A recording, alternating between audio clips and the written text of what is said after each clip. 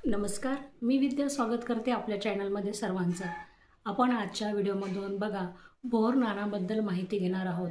Bore नाण हे सगळ्यांनाच आता माहिती असेल, तरी त्याबद्दल आपण छोटीशी का होईना या व्हिडिओमधून माहिती घेऊयात की बोर नाण हे कसं घालतात, किती वयापर्यंत घालतात आणि ह्या दिवशी कोणत्या कलरचे कपडे मुलांना घातले जातात आणि बोर नाण हे केव्हापर्यंत चालतं, हे केव्हा घालावे ह्याबद्दल ह्या व्हिडिओमधून आपण सविस्तर अशी माहिती घेऊयात। तर बघा, बोर नाण हे लहान मुलांना म्हणजेच आपला ऋतू बघा, हिवाळ्यामध्ये भरपूर भाज्या येत असतात, फळे येत असतात आणि अशा हिवाळा म्हटलं की भाज्यांची आणि फळांची रेलचेल असते।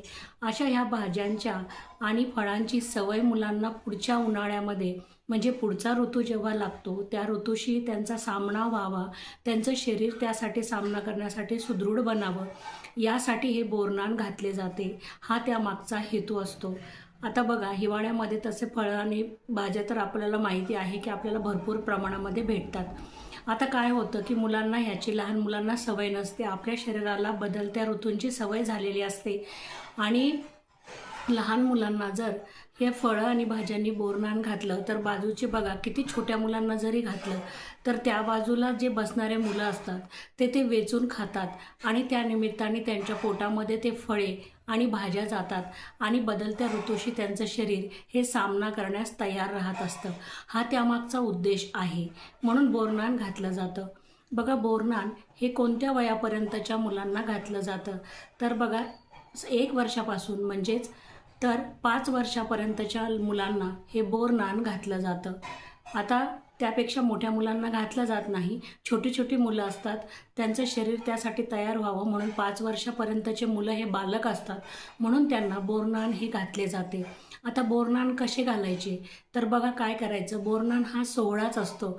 आता एक उत्सवच असा छोट्या मुलांसाठी आणि आपल्यासाठी पण असतो। तर या दिवशी काय करायचं तर बघा, सगळ्यात अगोदर आपण बघूयात की बोर नाण हे केव्हा घातलं जातं। बोर नाण हे संक्रांतीपासून ते रथसप्तमीपर्यंत कोणत्याही दिवशी हे घातलं जातं। केव्हाही तुम्ही घाला आणि त्याचा टायमिंग बघा केव्हा असतो, 4 वाजेपासून पुढे हे बोर नाण घालायला पाहिजे। संध्याकाळच्या वेळेस हे बोर नाण घालायला पाहिजे। 4 वाजेपासून पुढे हे तुम्ही बोर नाण घालू शकता आणि संक्रांतीपासून रथसप्तमीपर्यंत हे बोर नाण घालायला चालतं। तर ह्या दिवशी काय करावं तर मग बघा, सर्वात अगोदर काय करायचं तर मुरमुरे किंवा चुरमुरे घ्यायचे। आमच्याकडे त्याला मुरमुरे म्हणतात, कुठे चुरमुरे सुद्धा म्हणतात।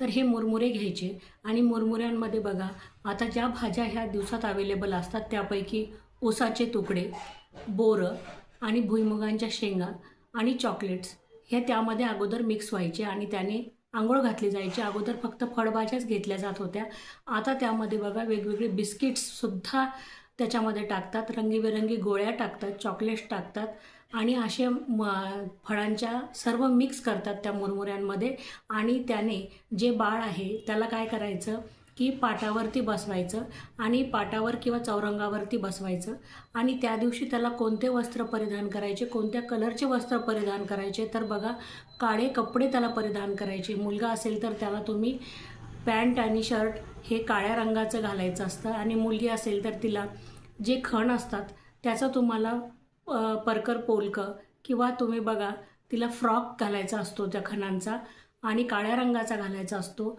मुलांना बघा, तुम्ही इथे मुकुट बांधला जातो, जे दागिने भेटतात आपल्याला तर ते दागिने घालायचे असतात आणि ते दागिने घातले की मुलं सुंदर दिसतात। आता ते भरपूर प्रमाणांमध्ये आपल्याला बघा, जे पांढऱ्या कलरचे आपल्याला तिळगुळ त्याच्यामध्ये आपण आणतो संक्रांतीला, त्याचे दागिने आपल्याला भरपूर प्रमाणामध्ये वेगवेगळे भेटतात आणि ते मुलांना परिधान करायचे असतात। मुलींना बघा, गळ्यातला हार, पैंजण हे घालायचे असतात, तर मुलांना गळ्यातले हार, हातातील कंगण येत असतात, ते म्हणजेच ब्रासलेटसारखं येत असतं आणि मुकुट वगैरे बांधायचा आणि त्यामध्ये मुलांना सजवायचं असतं आणि चौरंगावरती किंवा पाटावरती बसवायचं असतं आणि त्याभोवती बाकीचे जे मुलं आहेत त्यांना रिंगण करून बसवायचं असतं।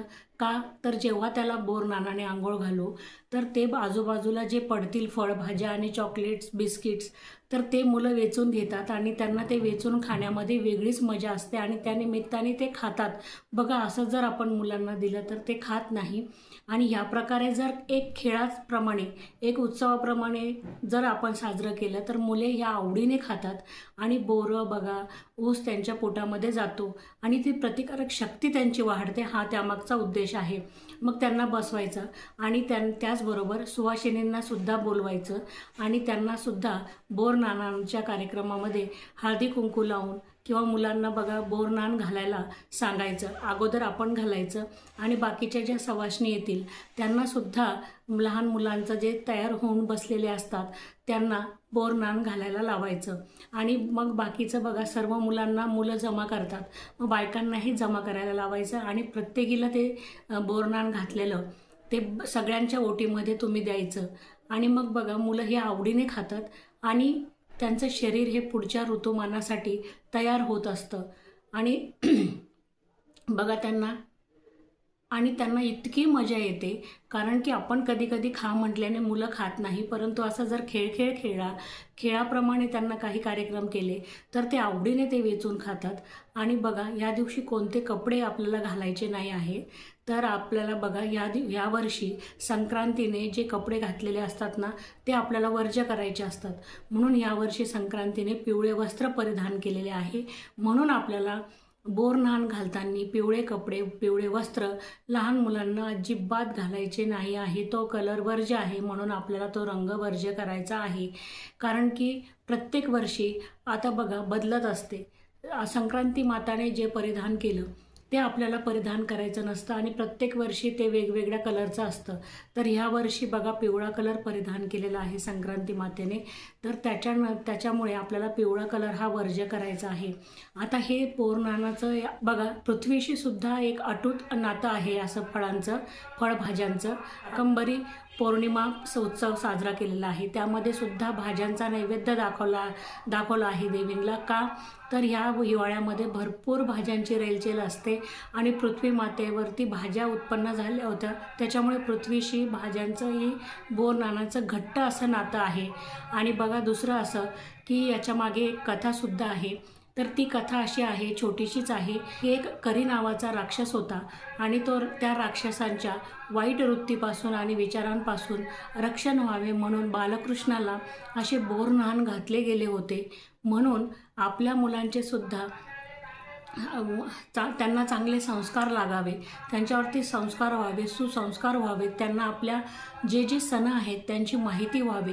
त्याने एकोपा बघा सगळे मुलं एकत्र येतात म्हणून एकोप्याची सुद्धा भावना त्या निमित्ताने वाढते आणि हे संस्कार त्यांना बालवयामध्ये व्हावे, हे त्यांना सण माहिती व्हावेत, बालसंस्कार त्यांच्यामध्ये दृढ व्हावेत, रुजावेत, हा त्यामागचा हेतूसुद्धा असतो. म्हणूनही हे बोरनान घातले जाते. आणि अशी ही बोरनानाची कथा आहे. तर बोरनान बघा काळे कपडे घालायचे आहे. बोरनानाला घरामध्ये तुम्ही डेकोरेशनही करू शकतात. डेकोरेशन केलं तरी मुलांना छान वाटतं. आता तर डेकोरेशनला बघा आपण कोणताही असो, बड्डे असो किंवा कोणताही कार्यक्रम असो बघा, आता तर महिन्याला बड्डे साजरे करतात, त्याच्यामुळे त्याही वेळेस डेकोरेशन करतात. तर त्यावेळेस डेकोरेशन केलं तरी चालतं.